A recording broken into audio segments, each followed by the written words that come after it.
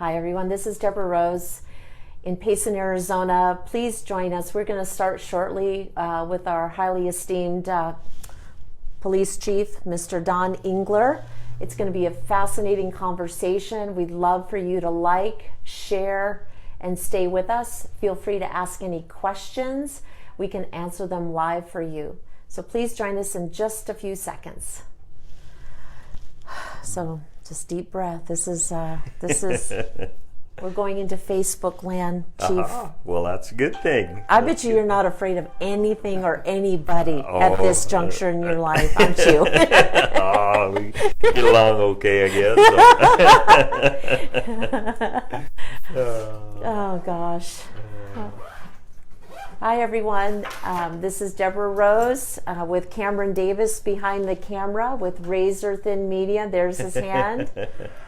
Awesome gentleman who conceived this idea for me and pushed me out in the spotlight, which I'm starting to get just a little bit comfortable with. But I'm very spontaneous, so I'm just controlled a lot by my emotions because I'm a woman. But we're really excited that you've joined us today. For those of you just tuning in, this is our police chief of Payson, Arizona, Mr. Don Engler. Welcome, Chief. Well, thank you. I appreciate it. I appreciate being here. I always enjoy getting out and talking with folks in the community and sharing information about the police department. So. Well, exactly. And we're so thrilled to have you. I know that you're getting ready to retire soon.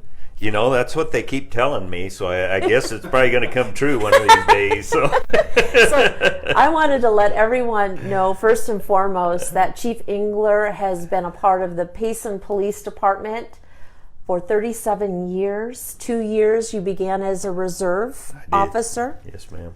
35 in the police department, but the last 12 you've actually been the police chief. Yes, ma'am, I have. How's it been for you? You know, it's been an enjoyable experience. There isn't a career I can think of that was more suitable to me and my personality, and I've thoroughly enjoyed each piece of it, and each piece of it coming along there from being even my reserve days as a reserve police officer, and then as a police officer and sergeant, lieutenant, working my way up. Each piece of it's been very rewarding, and sometimes in a different way. It kind of depends on where you are in the organization and what your challenges are and what some of the things are that you get to do. But I tell you what, it's an enjoyable experience. And if there's any young people out there that are thinking about being involved in public safety, I strongly encourage them to be part of public safety, because it's getting more difficult all the time to find those individuals that have an interest and a desire to serve their community in that manner. And so we really try to encourage young people in our community and anywhere to pursue a career if they have that desire, because it's an important career and it's getting more difficult to find those people. Boy, that is the truth. I mean, it's really tragic to see the lack of respect now occurring towards police officers on a national, international level, and we commend you and all police officers out there. Thank you for your service. It is no easy task. I know Arizona has its own challenges, with drug running, Sure. Probably some illegal immigration. But speak to us a little bit about why a young person would maybe want to be a police officer in Payson, Arizona versus a big city, and Sure. what the pros and cons would be for them. I'd be happy to. And one of the things that I've done since I've been chief here in Payson is I really try to develop the local young people that have an interest, because they come in our organization and they stay in our organization, and more importantly, they serve the people of our community in just a superior, outstanding manner. And so I really enjoy getting the local young people that have that interest, and they do so well for us. It's a very, very rewarding career. Not only am I a police officer, but both of my children are police officers as well, and I tried not to force them in that direction, I guess, for lack of a better term. But I'm very proud that they are, because it's one of those careers that you really are serving your community, and it's very rewarding in being able to do that. And that's probably one of the most exhilarating parts of it, is to be able to see that you have helped society, you have helped individuals. And if you're a true police officer out there doing what you should be doing, there's going to be people that are going to come back and they're going to thank you for your service and what you've done to help them or a family member. And there's nothing more exhilarating than receiving that feedback and getting to see that you have actually been help someone be successful or improve their living situation or improving their life. And to me, that's probably one of the most rewarding parts of being a police officer. And living in a small town, what are some of the things that you talk to your new officers about? I know anonymity, they lose that. Is that true? Oh, absolutely. Yeah. In a community our size, and of course we're just a little over 15,000, about 15,500 within the community here. We're about part of a 40,000 person service area, so it's grown over the years. But you are in this size of community, you're a police officer 24 hours a day, 7 days a week, and if you go out shopping at one of the stores, everybody at the store knows you're a police officer, knows what you do for a living. They know your wives or spouses, they know your children, and so it's really a family commitment. And there's good and bad that goes with that. The good part is that normally police officers are very respected in a community, and our officers certainly are. But it's difficult sometimes for the children growing up, always carrying that label of being a cop's kid, so to speak. And so those are the challenges that a young person kind of has to think about and consider, and kind of find a way around it. But you know, the majority of the police officers' kids that are associated with our organization, they're fine, outstanding young people that grow up and do very, very well. So truly rewarding working in this size of community. Absolutely. So community, I think, is a crucial word, and I know that the police department has provided a lot of programs for our community. I know that there's people that want to know what kind of services, additional services that the police department provides, and I know that you have a few. Do you want to talk about that? Oh, sure, I'd be glad to. Some of the ones that have been very successful for us are our Guardian Angel program. That program is specifically directed at our seniors that might be prone to having a fall or needing medical assistance or some other kind of help. And basically what it is, it's a program where we provide them a pennant free of cost. We help them program that into their phone. The one downside is we have to use a landline for that particular application. And we put numbers in there of people that if they have an emergency, they can just press the button and it begins that dialing process of those that will be able to come and assist them or help them. And that program's been very, very successful for us. We've had many calls from individuals that are wearing our pennants that have needed medical help, or they've fallen and need help just getting back on their feet, that type of thing, and been very successful. So that's one program that we're very proud of. The other one is our PATH program. It's our police access to the homebound. It's similar to the Guardian Angel. However, what that consists of is we have about 58 volunteers that work with the police department, and each day one of the volunteers make a call to those that are on the list of our PATH program, and I believe we have 43, 44 on the list as of today or within the last few days here. So that volunteer makes 44 calls each day, and it's basically a telephone call to, again, many of our seniors or individuals in the community that don't have anybody that they interact with on a daily basis. and it's just a call to kind of check on them. In reality, it kind of quells that loneliness as much as anything, because at least they're talking to someone outside of their home for a few minutes. And our volunteers are just wonderful. They'll spend 10, 15 minutes on a call with some of those that are the more lonely individuals that we have on that list. So it's been amazing for us. More importantly, we have what we consider 3 saves where we have had attempted to call an individual and we're unsuccessful in getting them called. So we do what's called basically a check on them, a welfare check on them to make sure they're okay. And when the police officers have gotten to their homes, they've fallen, they're in poor medical condition, that type of thing, and we've been able to summon medical help and in essence save their lives. And so that's been a tremendous asset and a program we're very, very proud of at the police department. Very rewarding. It is. Now, you need volunteers, I would imagine, to take care of a lot of these additional needs in our community. It's true, you have a website that people can go online and learn about any of these programs and also fill out an application to volunteer. Do you want to talk about your volunteer program just a little bit? Oh, absolutely. We're very proud of that program as well. We're currently at 58. We can take up to 75 volunteers currently, so we've got plenty of room. Anyone out there looking to volunteer for us, we'd love to have you.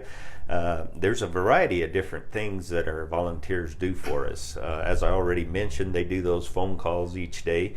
We have office work that some of our volunteers do, and they help us. We man a reception desk at the front of the police department 5 days a week, 40 hours a week with volunteers, so that saves the taxpayers money, and they do a fabulous job for us there. We have a lot of events, as I'm sure you and Cameron have spoke of many times here. Harley Daniels? That was probably the biggest one that we've ever worked on together. You betcha. And we use volunteer staff to do a lot of the security on those. All the parades that you see in Payson, we use the majority of that staff is volunteer staff, so they get out and help us with traffic control, closing down roadways. They just do a fabulous job. We even use them when we have a significant crime in the community. We have them come out, and when you have that type of a crime, you have to have an area that's secured, and in doing that you have to post people at different locations to ensure that you can show that that scene of that violent crime has been maintained and people aren't entering that scene that are not authorized to be there. And we use them for that. Even the early hours of the morning, we have a call out list, and we'll call out our volunteers that have voluntarily said they'll come out at those times, and they help us with scene security. The list just kind of goes on and on and on. They help us with a lot of our equipment issues, maintaining a lot of our equipment. They help the K9 program will be here in Payson in July. The Arizona K9 Association will be here. They help with that and put that together. So any of our special functions, our volunteers are a big part of it, and have saved the town of Payson a considerable amount of money, even if you just attach a minimum wage to that. We're over 185,000 hours of service from the volunteer program since 2000 when it was begun. And that's pretty amazing. There's not too many volunteer groups, I don't believe, in the Payson area here that can match that number of hours. So they've done an amazing job. And they're a piece of just about everything that you see in Payson, especially beginning now, month of March through about October and even into December with the electric light parade and that type of thing. They're always a piece of that, part of that. So that's fantastic. Whose brainchild was that to put a volunteer crew into the Payson PD? You know, we had a mayor at the time that had talked to me about it, and I was serving, I don't know, I'd have to look back, either as a commander or a lieutenant, and I kind of took on that project because I saw the benefit of it. And at the time, Chief Gartner, well known in the community here, was the chief of police, and he allowed me the latitude to get that underway. And we started with a fairly small group. I was probably about 15, maybe less than 20, I'd say. Wow. And did some training for them and got them in place, and it's just growing from there. And it's been amazing, and, That's and a brilliant... their accomplishments are just uncomparable. That's brilliant. It Good is. job for that. Thank you. What We got about... a couple of people actually saying, good luck, Chief. Let's see. We've got Sandy Artman who said, thank you for your service. Well, thank you. That's very nice. I appreciate that. And Monica Savage said, good luck, Chief. Well, thank you. So, well, they've got to put up with me for a few more months here before I retire. But Happily so. Okay, so let's talk about some issues that are critical as we're entering finally into summer. Oh my gosh, it was like snowing last week. Can we talk about fire safety, evacuation plans, things like that? Oh, absolutely, absolutely.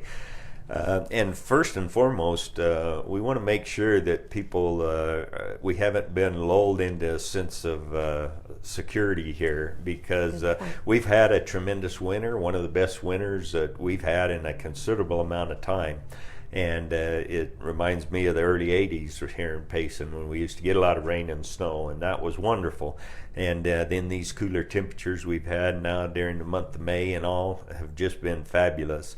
But we can't not consider the fact that we are going to have a fire season. It's just going to be a little later this year, and we need to be prepared. One of the things that we've done at the police department is we try to have a yearly exercise where we take a portion of the community and we do a mock evacuation, in which we go to each residence or business, if it's in an area where there's businesses, and contact every person that's in a delegated portion of the town. It was 3 weeks ago on a Friday. We actually did our drill for this year. We picked the area of Golden Nugget, between West Golden Nugget and Green Valley Parkway, and from Country Club Lane, everything south of that and within those perimeters. We took nobody in the department other than I knew that it was going to be that day, so we tested our call-out procedure, tested our ability to get officers there initially, and then call out our volunteers to assist us with that evacuation. We do a training. We start that training usually in about January of each year, and make sure any new officers that have come on our department get the training on how to conduct evacuations and what paperwork needs to be done and how you go about that. And we also do that with our volunteer program. And so we call out our volunteers to assist.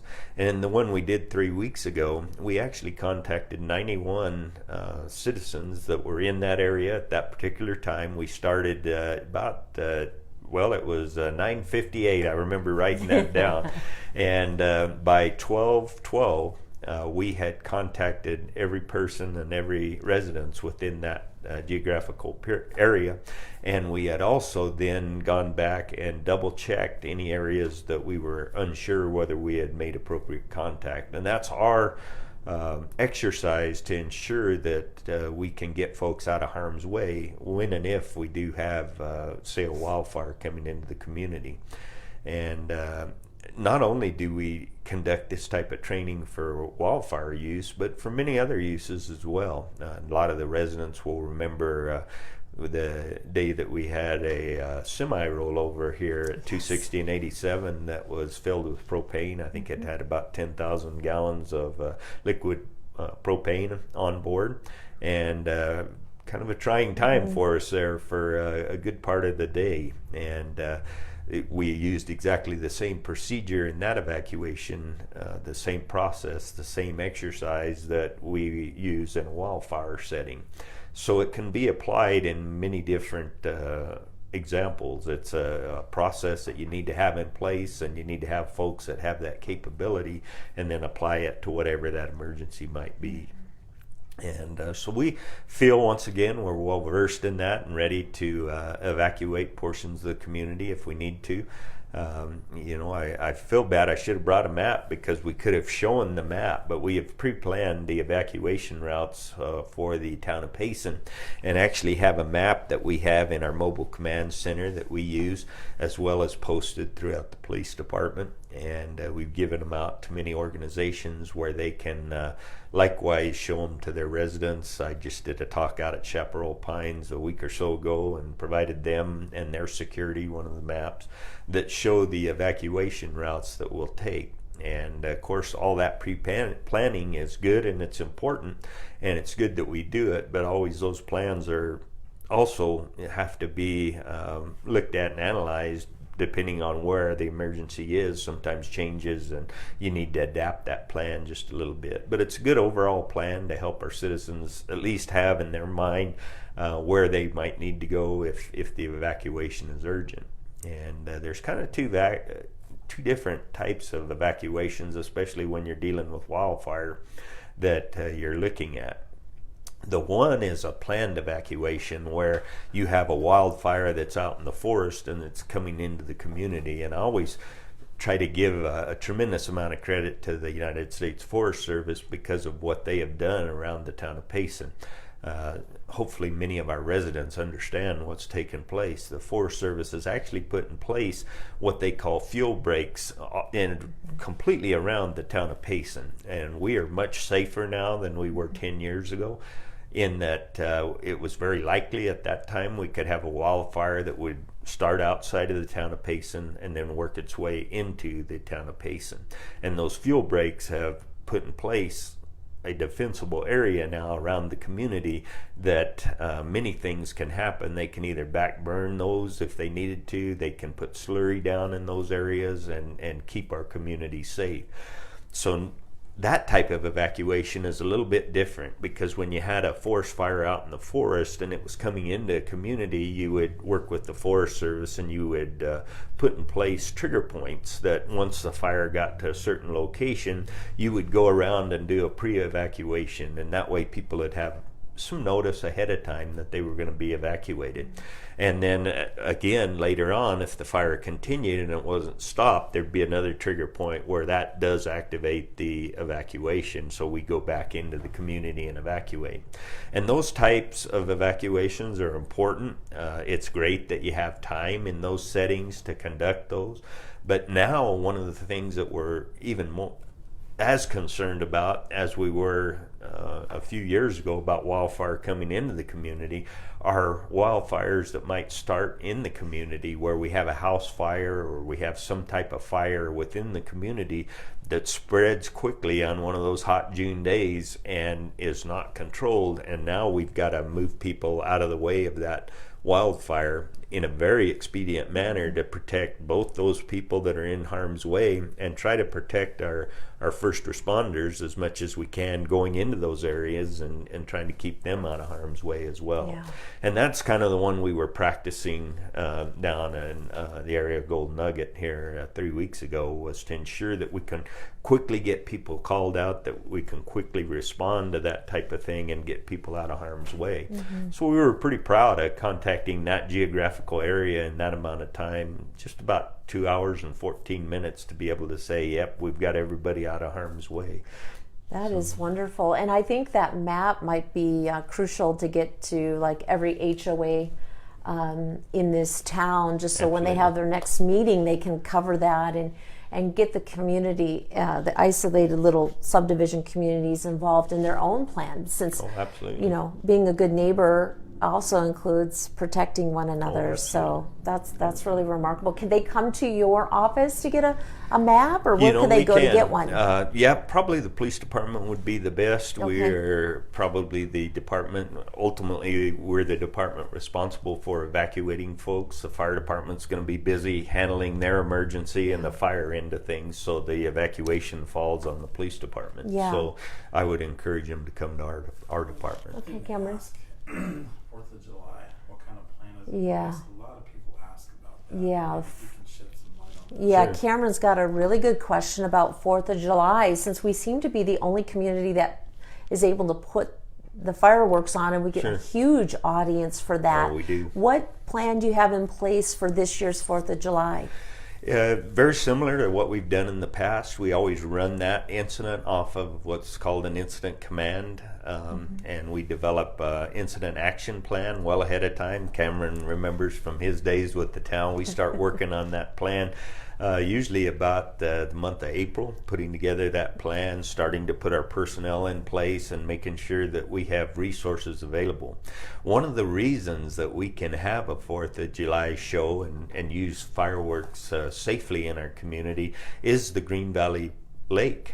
And basically the fireworks contractor sets up across the dam there at Green Valley Lake and discharges those fireworks in a at the proper angle, so they go up, and when they discharge, the majority of the embers and ashes come down and fall into the water. And the other portion of that is we have a tremendous amount of the area that is irrigated grass, and it can be wet down, it's short, and so the fire danger is very limited in that type of environment. The other thing that many people may not know is oftentimes those shows are held until the weather conditions are right as well. The wind has to be coming out of the proper direction, less than a certain mile per hour before that show will go on, and people may not understand all that goes into that.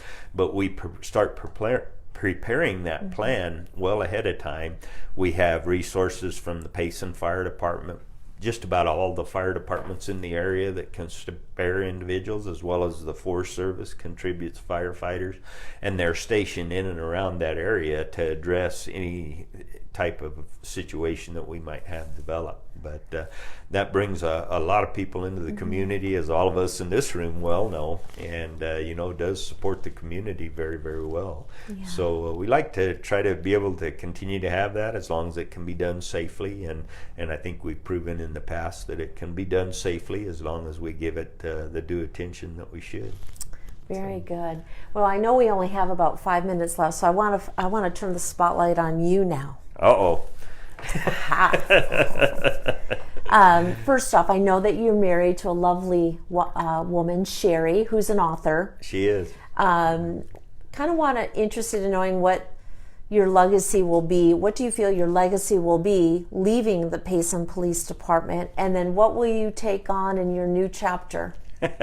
Well, I'm still trying to figure all that out. Gosh, I've been so busy here lately. It doesn't seem like I'm going to retire. I tell you, everybody keeps telling me, "Yeah, you're going to retire at the end of July," and seems like, well, I got a lot of work to do between now and then. So, I've just thoroughly enjoyed being a police officer in this community, and I want to thank the community. They've been outstanding, not only to me personally, but to the Payson Police Department. We talked briefly before we started, and it's just amazing. I travel the state and talk with chiefs of police from all different sizes of agencies. And what we have here in the community is just amazing. The community support we have.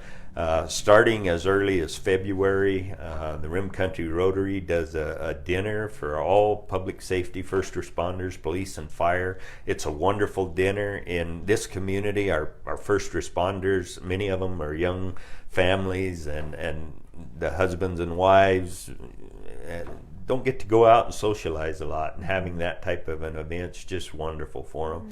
We just finished another recognition.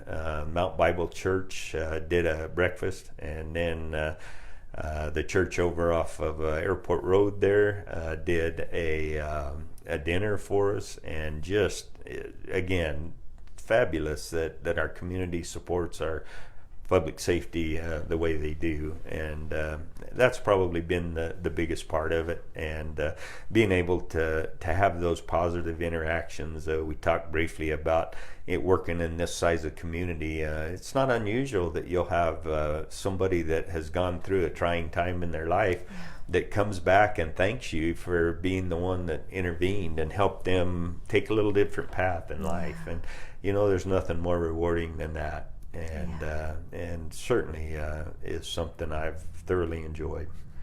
Well, I can't thank you enough. You are a local hero. You have served our community faithfully for 37 years, and I'm sure more than that. And our community owes a debt of gratitude to you and your department. And just wrapping it up, it seems like you're leaving it better than when you originally joined, and you do now have a full crew. You want to just close out talking about the officers, what you have, and what the future holds for our community? Absolutely.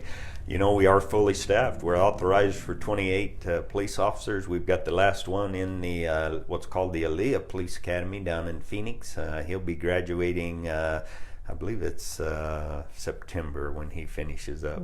And that's the biggest piece of the department is the staff that I have. They've been tremendous. They're here for the right reasons. They're here to serve the community and do what's right. And they really have that servant's heart. And that's the kind of people that I look for when I hire people to work at the department. And that staff is amazing. They will go out of their way. You don't believe the times that they've seen people in need, and they've gone to the grocery store and bought them things. They've helped, and the community never knows. They never tell anybody. In fact, I'm still finding out some of the officers that have retired and all things that they had done that they don't toot their own horn a lot. They don't say what they've done, but the interaction that they've had and the work that they've done to make the community better. And that's really what it's all about. It's my staff that I have that does such a fabulous job for the community, and they take a lot of time and they help community members, and that's really what it's all about. And I appreciate them. That's true. That is true. I want to just thank you so much for coming today. For those of you out in Facebook land, if you would please share this video. This is an awesome human being right here. If you want to find out more information about how you can help volunteer